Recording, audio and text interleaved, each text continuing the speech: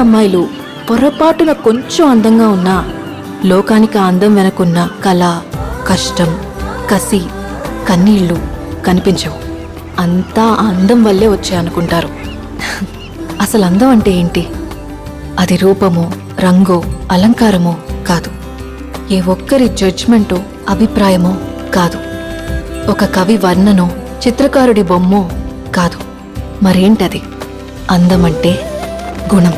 అమ్మాయి నయుండి చెప్తున్నా, I don't want people to call me beautiful. దాని బదులు నీది కష్టపడే తత్వం, నీలో కరుణ ఉంది, నీకు ధైర్యం ఎక్కువ, నువ్వు తెలివైన దానివంటే నాకు సంతోషం. Address us by our qualities. MS Subbulakshmi అంటే భక్తి, అందం కాదు.